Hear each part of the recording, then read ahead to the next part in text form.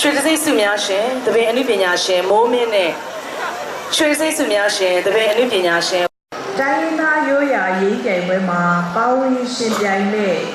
ချင်းပြည်နယ်ဇိုမီတိုင်းရင်းသားရိုးရာရေးကျေးမှုဖွဲ့ရဲ့ဇိုမီရိုးရာရေးဖွဲ့ရှင်ပြိုင်မှုများကိုကြည့်ရှုအားပေးရမှာဖြစ်ပါတယ်ရှင်ကျေးဇူးတင်ပါတယ်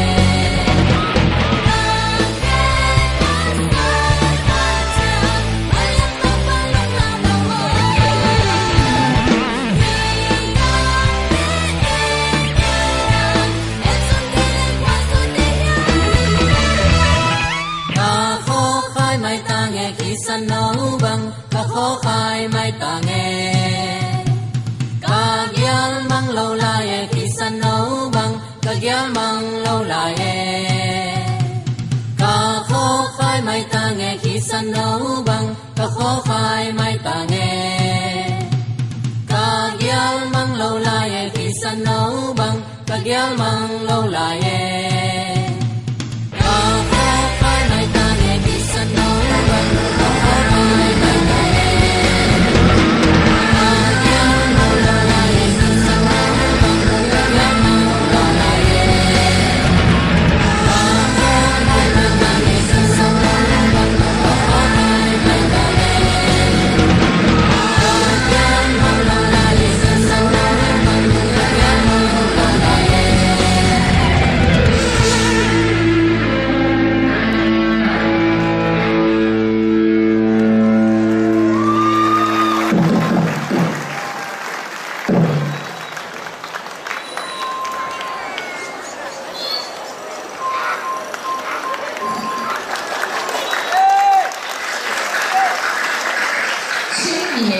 Zomi tay na yêu ya ye trên quầy ye Zomi yêu ya ye ngủ suy ra cái ya chụp ảnh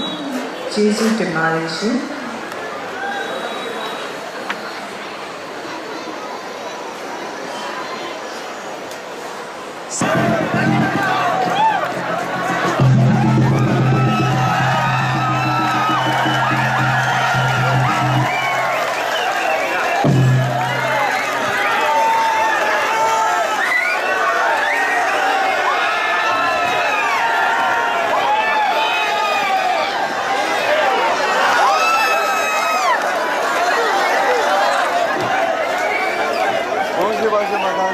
ကျွန်တော်မင်းတပ်မှာနေခဲ့တာ။အော်ဟုတ်လားကျွန်တော်တိတိကျကျခေါ်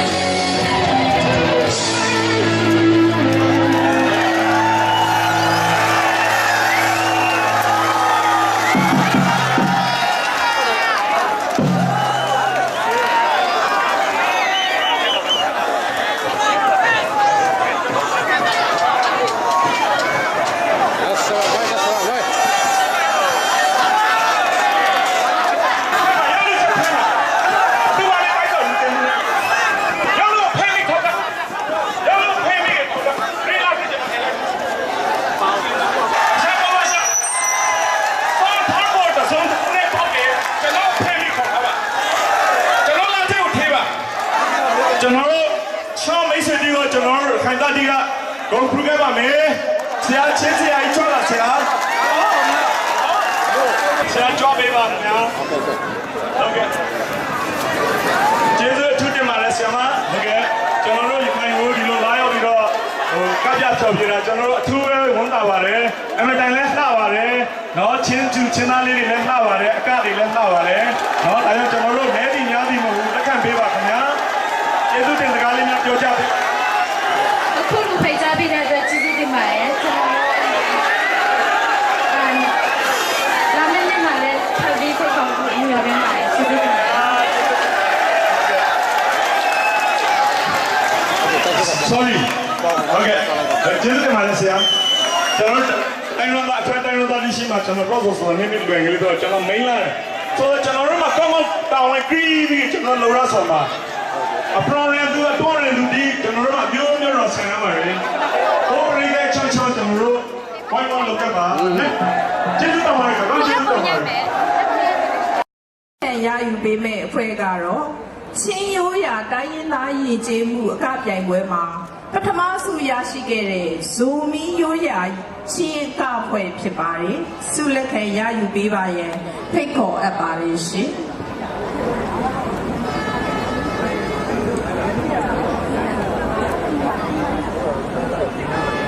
ဆုစုံအောင်နဲ့ဆုဝေချက်9သိန်းဖြစ်ပါတယ်ရှင်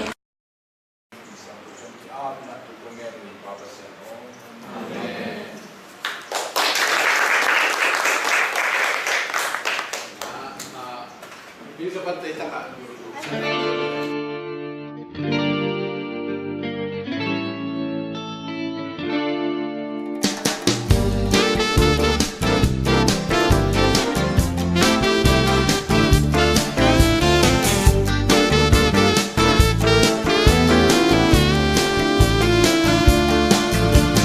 Nimbang kapian nabang Khua Zogam melom sa Nim dil dial mual le guam ngei sok san sil sia Mual don zoe sa te palune Il bang kakan nabang Khua Zole nun nuami Nun no palbida